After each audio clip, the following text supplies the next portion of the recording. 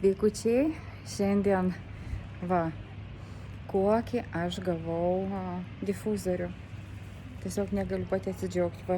Jį gali nešiotis kur tik nori, jis yra pakraunamas. Ir alergonijų dabar aš čia nerealių lašelių įsilašinau ir atėjau tiesiog pasidalinti mintimis apie šios dienos įvykius. Šiandien, kaip visada, trečiadieniais darau Indian Balance ir atėjau prie baseino, žiūriu, kiek nedaug žmonių, kas čia bus, net nelabai supratau, galvoju, nejaugi taip nieks ir neatėjo. Ir pradėjom daryti, prisirinko koks 20 žmonių. Po užsiėmimo, vienu žodžiu, aš jau kaip ir visada susiruošiau jau nueiti ir man mojuoja, žiūri, Vincentas, sako, Laima, noriu pasidalinti su tavim, sako, juk tu žinai, kad man darė širdies operaciją, sako, tai dabar buvau pas gydytojų ir man pasakė, kad sako, mano būklė tiek stabilizuojas ir aš jaučiuosi taip gerai, sako, ir noriu, sako, didžiausią padėką pasakyti tau. Ta prasme, sakau, sako, man tavo tie Indian Balance pratimai, sako, yra tokio tobulumo, tokio gerumo, kad tiesiog, sako, man žodžiai šiandien nenupasakosi, juos reikia tiesiog daryti. Jo, sakau, taip, žinau, žinau, ką darau. Ir labai malonus tas toksai pasidalinimas. Ir žiūriu jau eilėj prie jo, kol pabaigs Vincentas kalbėti, dar viena moteris, sako, aš pirmą kartą, sako, pas jūsų šiandien dariau Indian Balance, bet, sako, man tai patiko, sako, ar jūs darysit, sako, šiandien dar kartą, tai aš būtinai ateisiu. Tai, žinoma, ji dalyvavo.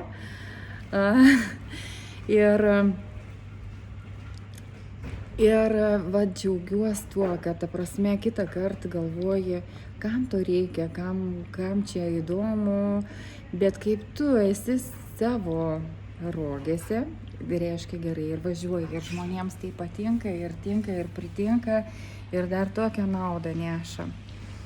Tai o per antrą tą mano užsiėmimą, vienu žodžiu, pribėgo vaikai, sako, ar mes galim su jumis daryti, sako, mes vandenį per mažiesam, mes kestam, sako, vandenį, mes negalim daryti, tai sakau, darykit, aišku, sakau, tie pratimai yra pritaikyti tiek vandenį, tiek kambarį, tiek lauke, visur juos galima daryti.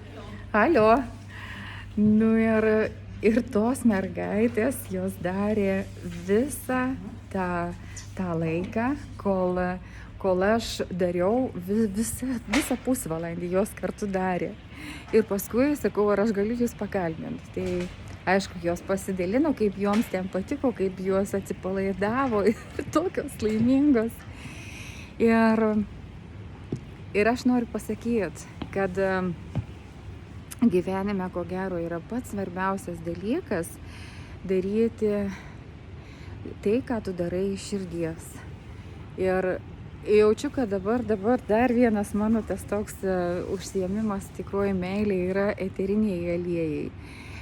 Nes šiandien gavau tą garintuvą ir vakar parėjo pas mane irgi eterinių aliejų tas užsakymas. Tai šiandien aš tiesiog kaip mažas vaikas džiaugiuosi šituo garintuvu, nes jį galima ir mašinoje, galima ir į pirtį atsinešti, galima visur, kur tu eini, gali, sakykime, jisai toks tikrai nėra labai didelis, telpa į mano ranką. Ir neleidžia to tokio didelio garso, gan tyliai darbuojas, bet jau kvapas netgi valaukia, štai man kvepia alergonijom ir ką tu pasakysi. Tai žinokit, kartais mes savo neleidžiam pirkti to, kas yra brangu, kas yra kokybiška, arba perkam visokias šmutkės, visokias tašios, kurios jau ten pirmą dieną atsibosta ir niekam jos neįdomios ir jos vis tiek ten yra pagamintos Kinijoje iš velniai žino kokių žaliavų. Ir tam mes negailim pinigų. O savo, kad, sakykime, gerą ten produktą, gerą kažkokį kokybiškai įsigyti, tada pradedam skaičiuoti, kad, blemba, čia yra per brangiai, kodėl tiek reikia brangiai mokėti. O kad jūs žinotumėt, kokia kaina yra to kiekvieno lašelio. Aš seniau, pavyzdžiui, irgi buvau labai skeptiška ir žiūrėjau į tai labai skeptiškai, galvoju, už ką reikia tiek daug pinigų mokėti. Bet patikėkit, nesvarbu, nebūtinai Young Living, bet jeigu yra, tai tikrai kokybiškai padaryta. Yra daugybė kompanijų, kurios gamina natūralius tuos aliejus, bet patikėkit, pigių aliejų, eterinių aliejų jūs niekur negausit, jeigu jie yra iš tikrųjų pagal visus standartus padaryti. Svarbiausiai, kad turėtų jie ūkius, plantacijas kažkokias, kur tie augalai būtų auginami atitinkamo laikotarpį, nepurkšti jokiais pesticidais. O tai gali būti, pavyzdžiui, jeigu ir nepurškiami pesticidais, bet, pavyzdžiui, tos plantacijos galbūt šalia autostrados kažkokios ir galite įsivaizduoti, kiek toksinių medžiagų, išmetamųjų visokių medžiagų surenka tie augalai. Jie turi per save viską praleisti, pradirbti. Ir jeigu iš tokių augalų yra padaromas tas eterinis aliejus, tai galite įsivaizduoti, kokią naudą jis savyje neša ir kuom jūs tada alsuojat. Tai va. Tai yra iš tikrųjų svarbu ir labai yra didelis skirtumas, kur pagamintas tas yra eterinis aliejus ir kas tam mažam butelėlį yra, kokią jisai savyje vertę neša, kokią naudą neša. Tai vat neapsirikti reikia dėl to, kartais galima gal atrasti ir kažkokių brandų, kurie truputėlį turi ir mažesnę tą kainą, bet aš, man atrodo, iš tikrųjų nenoriu jokių eksperimentų daryti. Man yra labai aišku, kad yra ir visokiausių institucijų patikrinta, ir kokybės sertifikatai suteikti, ir svarbiausiai, kad yra gyvi žmonės, kur buvo ten tuose ūkiuose, kur patys matė, patys sodino, ir Asta Stankūnaitė man pasakojo, kaip jinai irgi važiavo į Kroatiją. Jie patys ten netgi sodino tas lavandas, apžiūrėjo dar kitus ūkius, kur yra didžiulės plantacijos augalų, kurie yra auginami, kurie yra prižiūrimi ir kurie yra ten surenkami. Ir iš tikrųjų, man atrodo, yra didžiulis prioritetas, jeigu augalas, kaip pavyzdžiui Young Living kompanijos, nuo sėklos iki produkto yra grinai tik tai kompanijos rankose.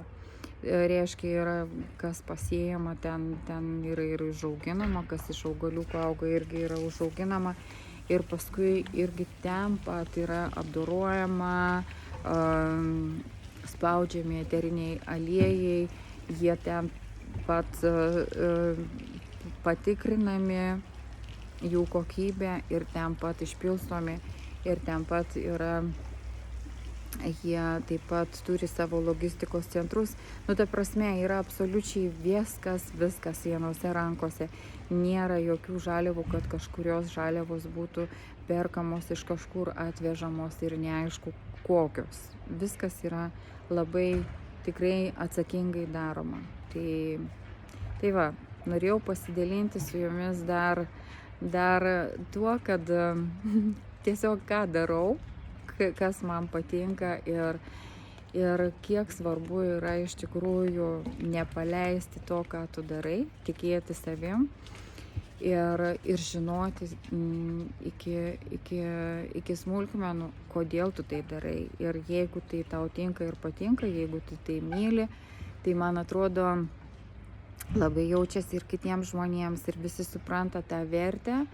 Ir šiandien, va, kaip su Vincentu irgi pakalbėjom, nu, ta prasme, apie tuos pratimus, kur jisai daro, sakau, Vincentai, bet jeigu, pavyzdžiui, tu dar prijungtum prie savo visų terapijų, va, dar ir eterinius aliejus, nes iš tikrųjų eteriniai aliejai tai yra va, tas didelis stebuklas mažam buteliuke iš gamtos, kuris savyje neša tą milžinišką galią, nes per uoslę mes iš tikrųjų pajungiam ant tiek daug receptorių ir tiek visko suaktyvinam savo organizme, kad mes ne patys negalim įsivaizduoti.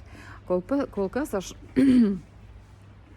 taip gražiai nemoku gal visko papasakoti, nes labai daug visko dar mokaus, bet aš vat viską prajaučiu pro save ir todėl noriu įkvėpti jūs, nelaukti, kol ten kažką išmoksi, kol praeis kažkiek ten laiko, bet tiesiog, jeigu tu pajauti, jeigu jauti, kad tai yra tiesiog tavo, tu jauti širdim, jauti viskuom, kuom tu esi gyvas, kad čia yra tavo daiktas, tu nori tai daryti, tai bent leisk savo pabandyti. Ir iš tikrųjų raginu jūs tą padaryti, nes aš pati savo tai leidau ir džiaugiuosi. Ir dabar šiandien tiesiog leidžiu savo būti.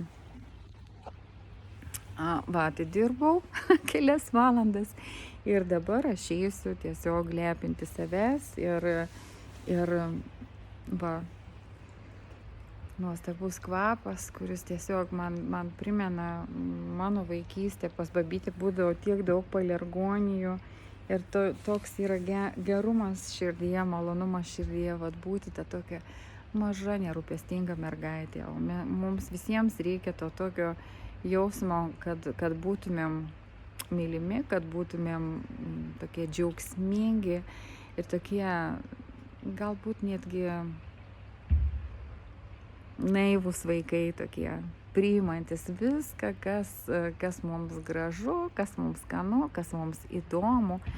Tai vat nereikia tiek visko labai apsunkinti savo gyvenime ir žiūrėti viską kaip į vilką. Nereikia.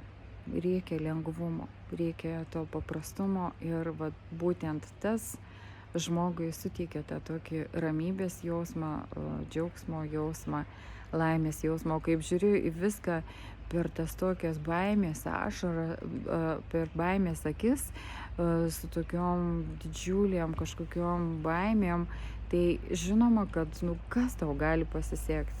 Tu tiesiog pats save užprogramuoji visko bijoti ir visko neleisti ir viską atsargiai žiūrėti.